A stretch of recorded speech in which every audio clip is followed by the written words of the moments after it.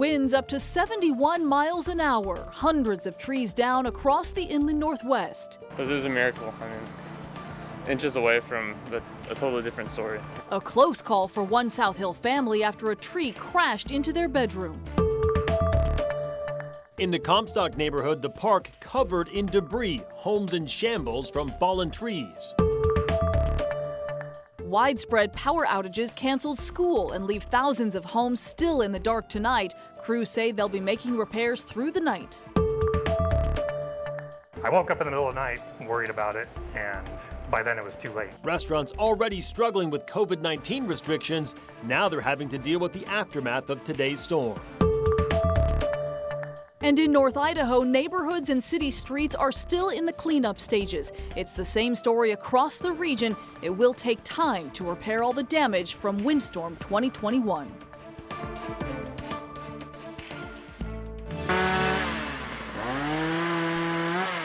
Today, the inland Northwest endured the worst windstorm we've seen since 2015. 2 people are dead, trees have fallen all throughout the region on numerous homes, and thousands will spend the night without power.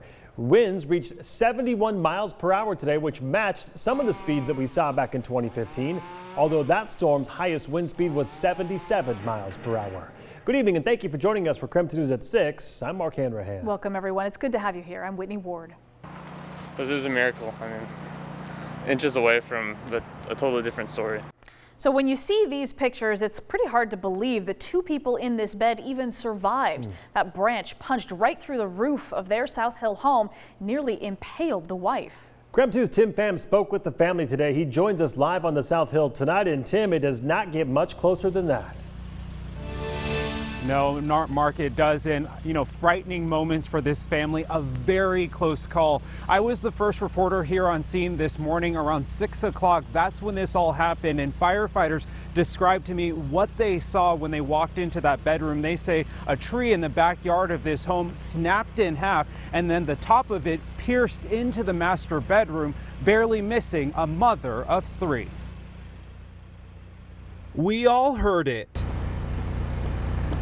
A relentless windstorm pummeled the region. At first I thought like a piece of furniture fell, like, a dresser fell down. Dangerous winds snapped a tree in half and took a nosedive into a South Hill couple's bedroom. First responders described the impact as a large lawn dart landing in the center of the room. I'd never heard my dad react like that to anything, so I obviously thought the worst, so I sprinted upstairs and I saw the tree. These chilling photos tell it all. It looked like, from my point of view, it looked like it impaled my mom. It was, I was freaking out. Eli Henson says the tree limb landed in between his parents, nearly missing his dad, but pinned down his mom. It uncovered the covers and just miraculously just went right in between her armpit. Just, it was pinned into like her skin, No broken bones. Firefighters had to use chainsaws to lift the tree off and take her to the hospital. It was a miracle. I mean, inches away from a totally different story. Nothing short of a miracle. Eli thought his mom might lose her arm, but doctors say the tree didn't hit any vital organs. I think we were a little shocked at first. I think we all thought we might have lost our mom for a second there, so it was a little scary, but I think God was protecting her. And yeah, truly a miracle, you guys. Yeah, the family tells me that they're okay, but obviously a little bit shaken up. And an update on Mom, she is in good spirits this evening. Live in Spokane, I'm Tim Pham, KREM 2 News. Just unbelievable. We hear the word miracle a lot, but that's it. I'm glad she's okay. My goodness. Oh, man. Wow. Now, the Comstock neighborhood on the South Hill, we know, was one of the hardest hit in the inland Northwest. Our Casey Decker was at Comstock Park today to survey all the damage. Casey? We'll take a look right here. One of those massive trees ripped clean out of the ground, and you can see this root. Look at the size of this thing. It's basically as tall as I am, and these are all over this park right now. Look over here as well. You can see this tree on top of another tree breaking in the middle, and all of this debris over here. This looks to be on top of some sort of cable line we saw earlier. By the way, these trees, a few of them going all the way across Howard Street on the edge of Comstock Park here and blocking off traffic. Look over here as well. About a half a dozen trees just in this little section of the park on their side, and behind them you be able to see the swing set. Well, that swing set somehow avoided all this mess. It's still standing in one of the only clear areas of the whole park. This kind of mess, you can see it really throughout the entire Comstock neighborhood. Dozens and dozens of massive trees have fallen throughout Comstock Park, rendering large sections of it impassable. Huge holes in the grass where evergreens fully uprooted. Some of the trees that survived nonetheless bent into sharp angles, a frightening sight as the wind continues to blow. Of course, where trees cause real problems is on the nearby streets. A few blocks away, this tree fell on a house. Luckily, no one was hurt. And take a look at these pictures from inside the home, a gash in the ceiling. Insulation strewn all over the floor. The homeowner says a crane will be required to remove the tree. Luckily, she has insurance. She called down trees a part of life on the South Hill. In the 2015 storm, she lost a tree in her front yard, and another across the street collapsed onto her fence. This year, the house just behind hers hit as well. The top half of the same tree breaking clean off and impaling that roof. Home video showing what the huge hole looks like from the inside. Again, insulation everywhere. Meanwhile, city cleanup crews are doing their best to limit damage. Traffic streets are the priority. Huge trunks being chopped up and loaded into multiple dump trucks. But it could be some time before all the roads in this neighborhood are passable again. And you know, that's why city leaders are asking people tonight to try to stay off the roads if you can. Kind of like a snowstorm, the less traffic there's going to be on the road, the safer things will be. And of course, if you do go on the roads, especially in these South Hill neighborhoods, be prepared to take a detour or two. A lot of them, like this one right here, are still blocked off. Reporting from Comstock tonight, Casey Decker, KREM 2 News. We obtained body camera footage from the Pullman Police Department. It shows the immediate aftermath after Martinez was found dead that morning as officers responded to the scene and began interviewing members of the fraternity. The police also found video from the social media app Snapchat showing the event from the night before. Sam was he was such a goofball. He could make everybody laugh, but he had this really loving, gentle side that I really loved about Sam, and that's how we connected a lot. Loving, dazzling, a gentle soul. All words used by Sam Martinez's friends and family to describe the late 19-year-old from Bellevue.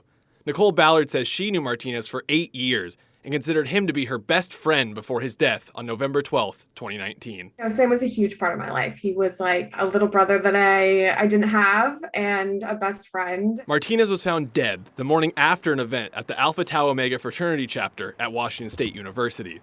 The Whitman County coroner determined that he died of alcohol poisoning.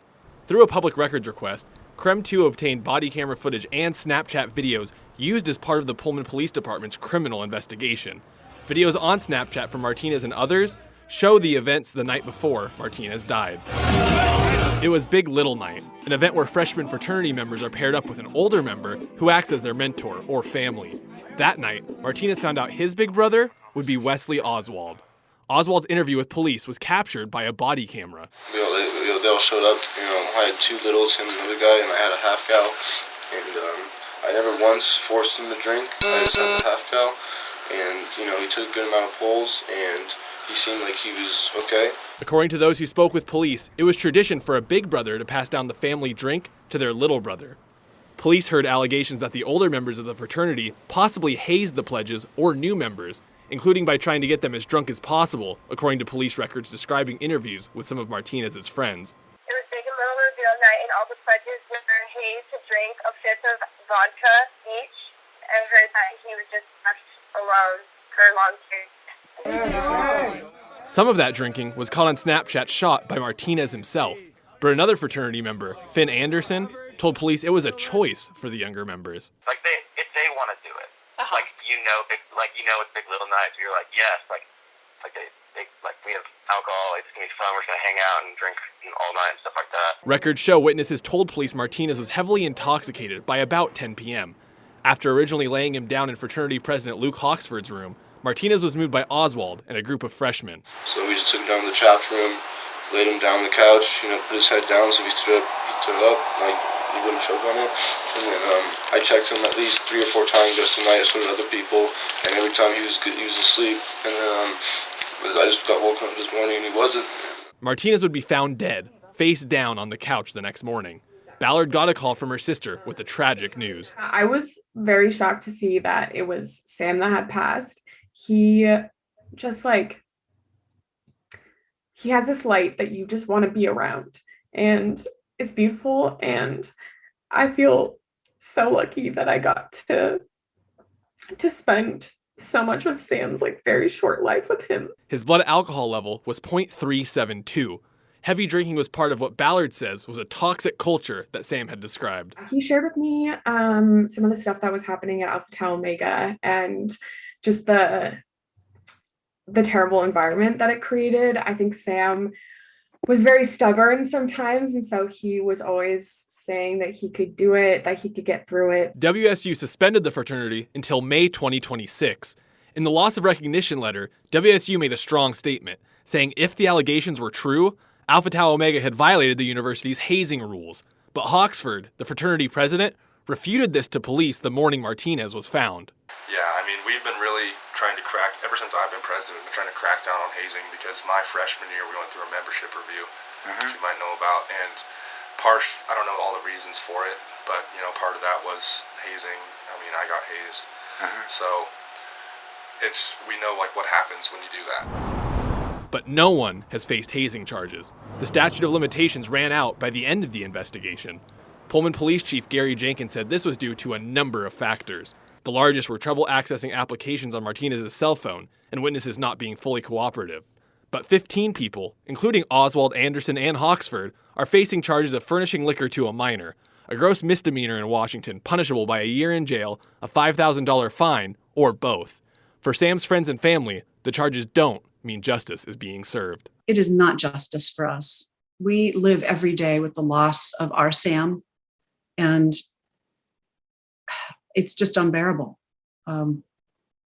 These charges are very minor charges against these 15 people, and none of it can bring Sam back.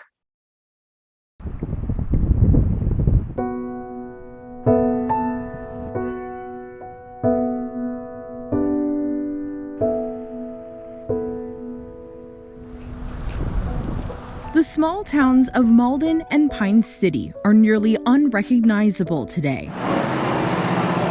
5 months ago, hurricane-force winds sent the Babb Road wildfire ripping through the area, destroying nearly everything in its path. That is a day my wife and I will never forget. It's just emblazoned in our collective memories. The fire destroyed 85% of the homes in Malden. You're facing the beast and you know that your family is down there, and it absolutely is terrifying. Dan Harwood is Malden's interim mayor. On the day of the fire, he was at the fire station filling trucks with water.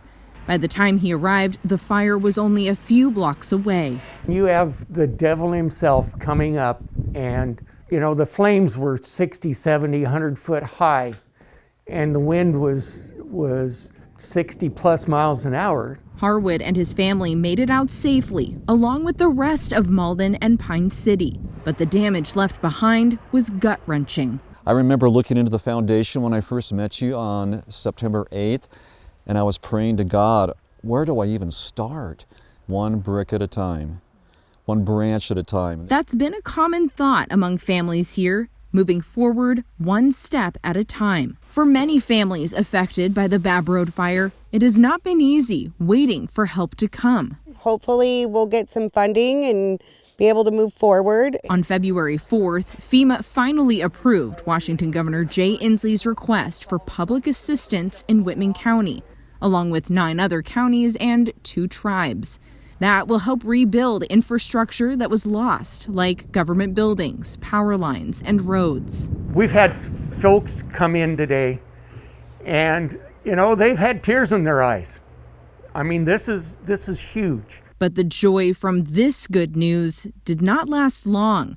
Only a few days later, FEMA denied the state's request for individual assistance in Whitman County, which would have given grant money to help families rebuild their home or use for a down payment. Malden's been kind of slapped in the face with this, and that's the way I feel. FEMA said the Babb Road fire impact was not severe enough to warrant individual assistance. What do you say to these victims who say FEMA is letting them down after Washington's worst wildfire season in history?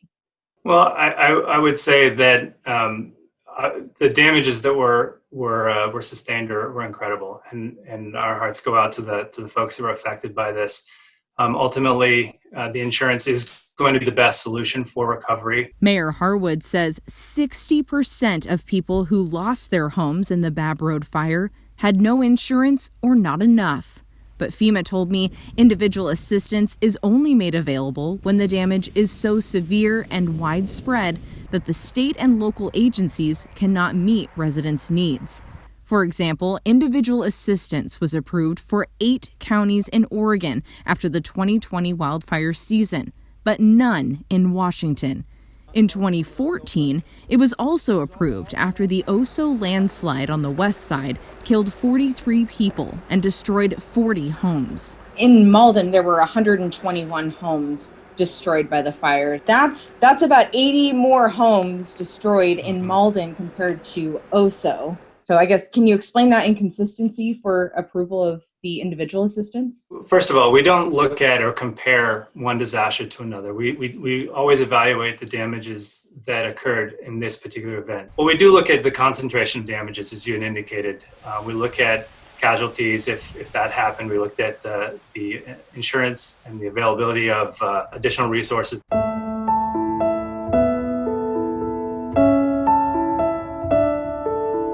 So the Malden and Pine City communities are now moving forward with assistance from the SBA. But perhaps most of all, they are relying on each other with small acts of kindness that are having a big impact. In fact, as I walked through the heart of Malden with Mayor Harwood, a couple from out of town drove up alongside us with an unexpected delivery, some Oreos and a $1,200 check. Hope that helps you out a little bit. It absolutely, it does. Thank you very much.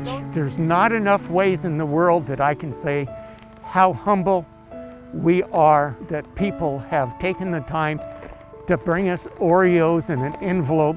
This was not the first and surely will not be the last show of support here.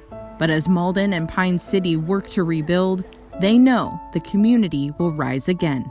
Out of the ashes comes the phoenix. Well, our Malden is our phoenix.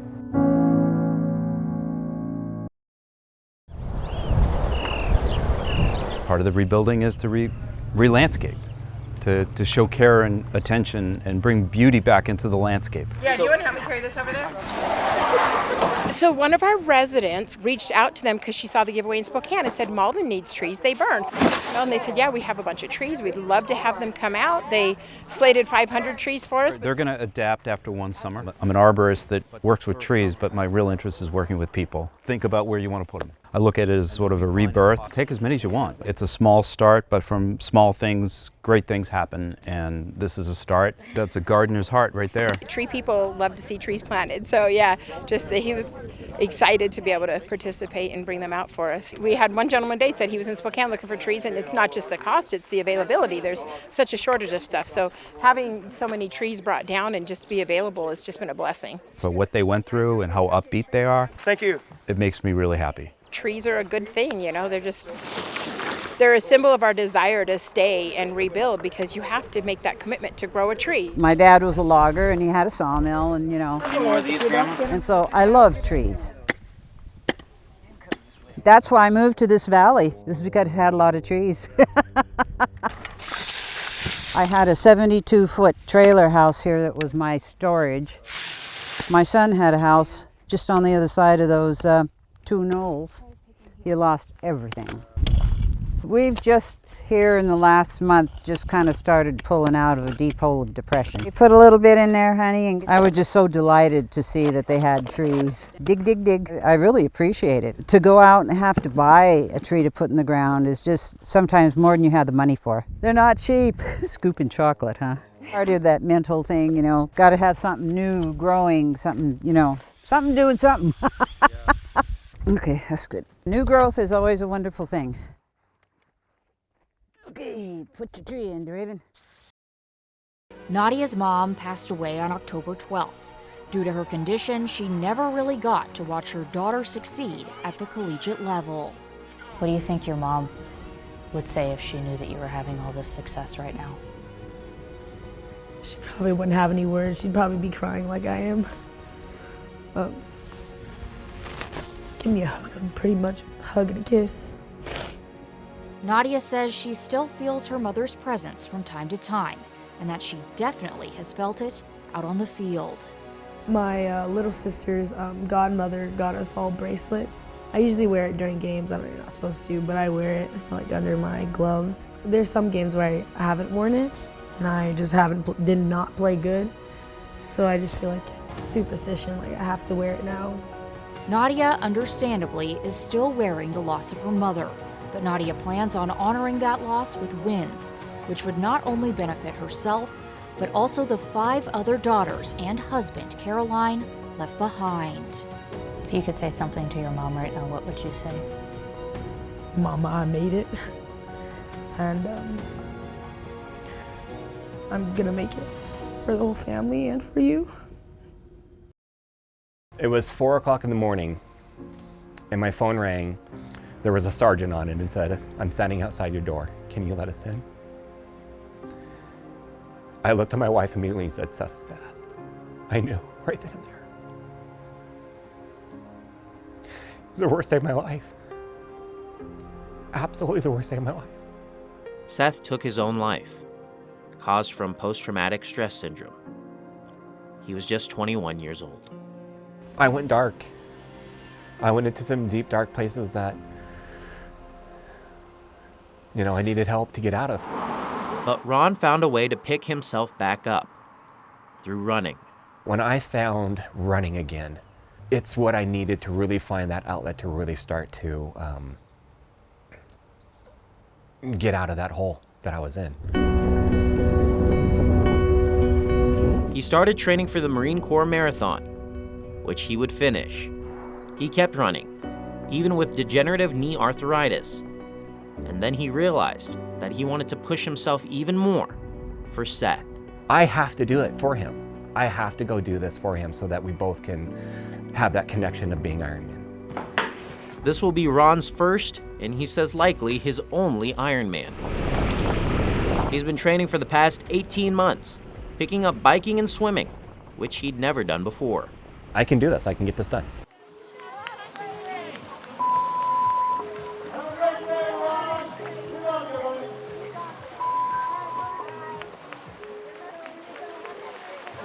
I'm feeling good. I'm feeling really good. Yeah. But, yeah, they say get used to getting kicked in the face and get used to. Oh my God, I got so kicked. That was a lot different than training. The bike's my hardest discipline. If I can get off the bike in time and not get qualified, I'll be okay. Ron barely missed the cutoff. No, unfortunately, I'm a DNF. But he wouldn't quit. I came here to run and compete in an Ironman for Seth. I'm going to keep going. The course is still open. So. Ron took to the marathon course, 26.2 miles to the finish. For Seth, we're going to go rock this. Go, Ron! Woo! Get her done, brother! As official finishers came through one by one, Ron wouldn't be one of them. Seth would be so proud. He really would be. He missed the 22-mile cutoff time, but still refused to give up. Yeah. The final participant, making his way through McEwen Park around midnight. I know I don't have an official finish, but so many people, understandably, dropped out. I'm finishing this. I'm finishing an Ironman for Seth. Oh. Ironman gave Ron an American flag to walk down that final stretch on Sherman Avenue towards that finish line. He was overcome with emotion.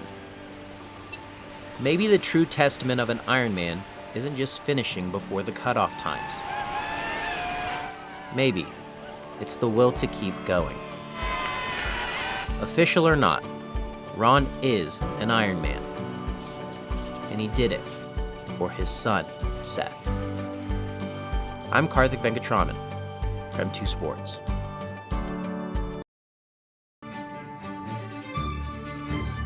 For the last 4 weeks, we've made it our goal to highlight Asian American and Pacific Islander culture. You see me and some of my other colleagues on camera, but there's also people behind the scenes at KREM that share a common heritage. We don't ever like to insert ourselves into stories, but this one is personal for so many of us at KREM. So we thought it was important to turn the camera around for a candid conversation about being an Asian American.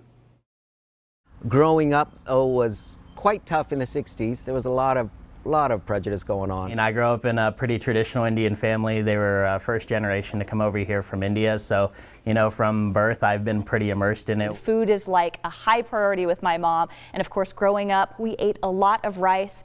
And even now, even though my family may not be big rice eaters, I myself eat rice many, many times a week. And I buy my rice in 50-pound bags. KREM too embraces diversity and has for a long time. We have people from all walks of life, including people from the Asian American and Pacific Islander community. I'm Vietnamese and Chinese American, and I want you to meet some of my Asian American colleagues and hear their stories. I am Korean American. I'm Indian. I am Japanese American. I am part Filipino, Hispanic, and Caucasian. I am half Chinese. I am Filipino, Chinese, Spanish, French, Hawaiian.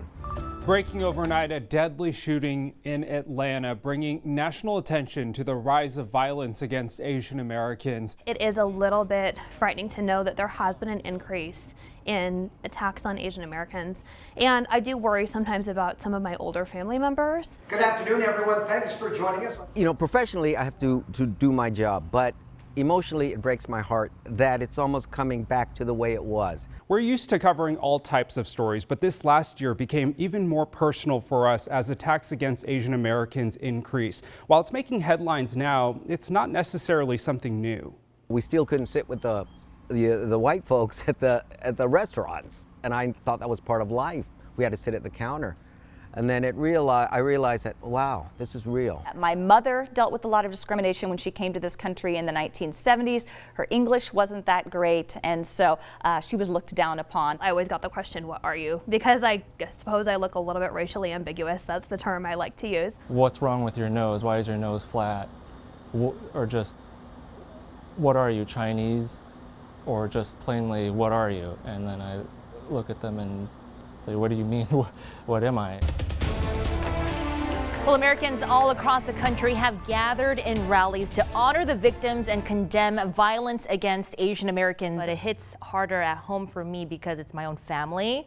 And as a journalist, hearing about those things that are happening, it makes me sad. You know, it happens in sports too. You see it, and it's very discouraging that, you know, we're in 2021 and we're still in these spots a lot of the times as it pertains to people of color. I actually remember watching KREM as an aspiring journalist in college and saw people who looked like me, and that really encouraged me because I knew that this is a place that no matter what your background is, everyone is welcome. I feel like KREM has made a huge effort to bring people with diverse backgrounds, both behind the scenes and on air. Grateful to be in a place that is accepting and seems to celebrate diversity. I've been extremely happy with the diversity and how that's championed here at KREM. As journalists, we know it's our responsibility to uncover truth. This is our community too. We live here and call the Inland Northwest home. We know it won't happen overnight, but we know we can make a difference. KREM 2, along with our many Salute to Service partners, started a plan to expand our Pets to Vets program.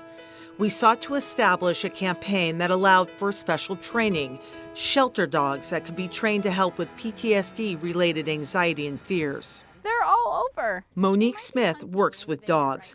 At her North Spokane Training Center, she quickly signed on to help. Within days, she found Forrest, a four-legged shelter dog at a local rescue that needed a home. But you can't assume all dogs and humans are meant to be together. So a meeting was arranged.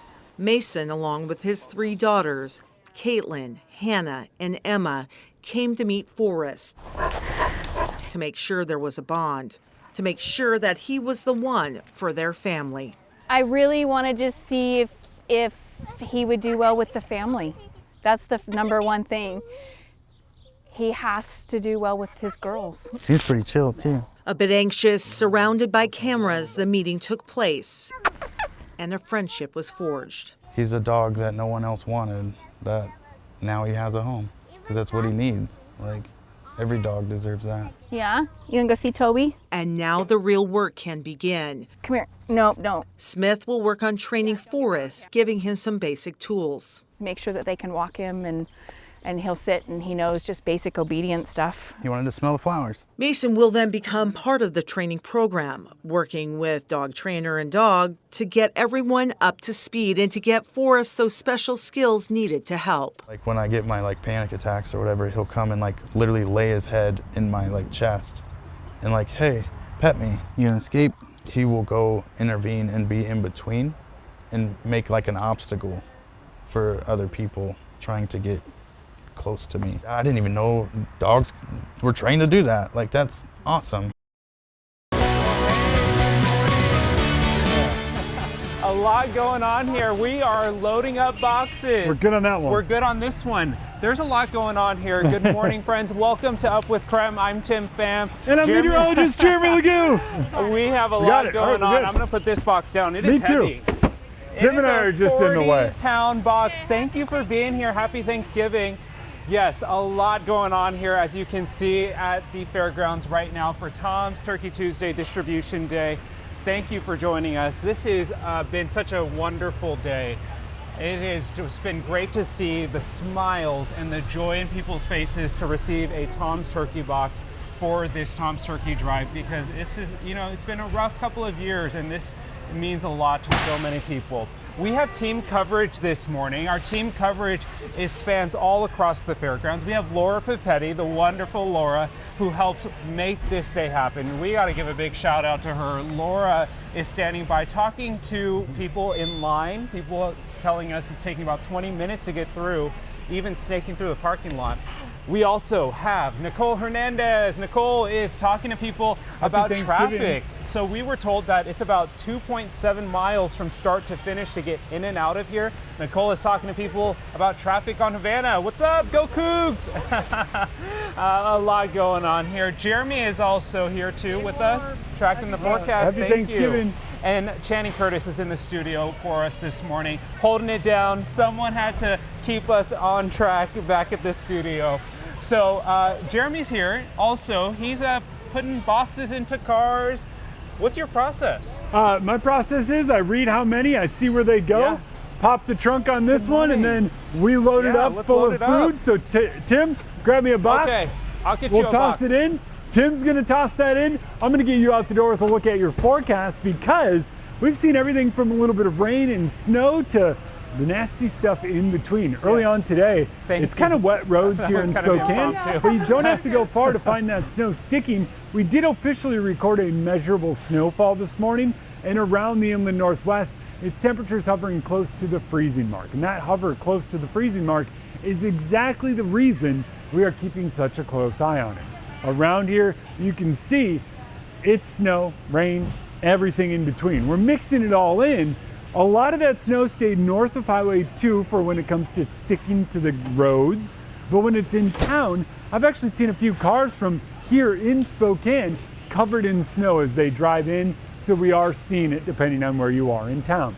Now, as we move through the day, we are going to see those temperatures start to climb as our snow starts to taper off. So the snow will wind down by the middle part of the day, and don't really expect much more than what we've seen unless you're over in Idaho, where the heavier snow continues a bit longer.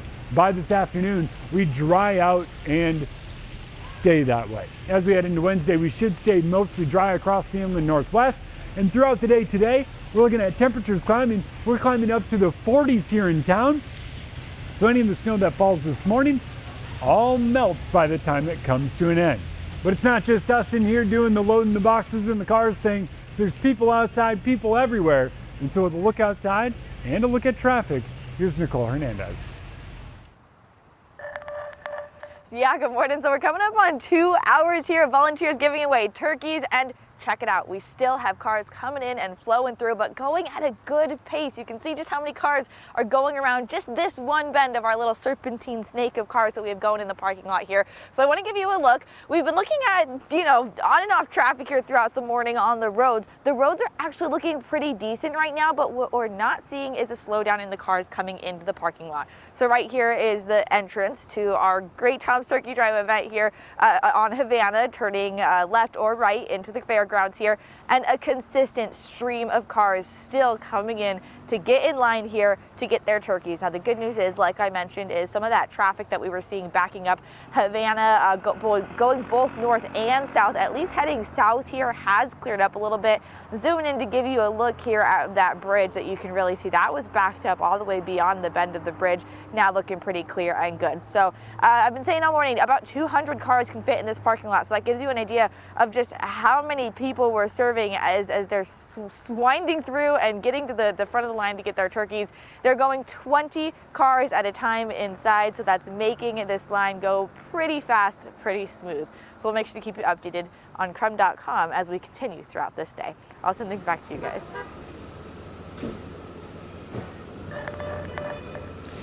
Well, we're here. We are with the Starbucks crew. We've got Bree, Peyton, and Chris. There you go.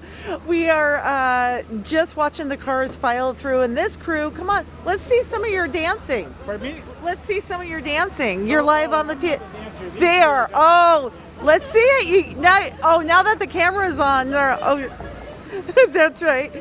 They're doing their moves. The Starbucks crew, of course, they are a big part of Tom's Turkey Drive, and they're well caffeinated, and they've been dancing and cheering people on and making sure that it's a festive atmosphere. And that's, part of what today is about. It is, of course, getting those meals in the cars and making sure everybody has what they need. Happy Thanksgiving. You're very welcome. People just driving by saying thank you and happy Thanksgiving. And they're telling us that while the line is very long here at the Spokane County Fairgrounds, that things are moving along pretty nicely. So that's some good news, is that it seems to be really has a flow to it at this point. We haven't gotten a total on how many cars have come through since it opened just shortly before 7 o'clock, but we do expect 7,500 to come through here just at the fairgrounds alone. Then we have a couple thousand meals that were shipped out to outlying areas, maybe places that were too far that it would prohibit people from coming in.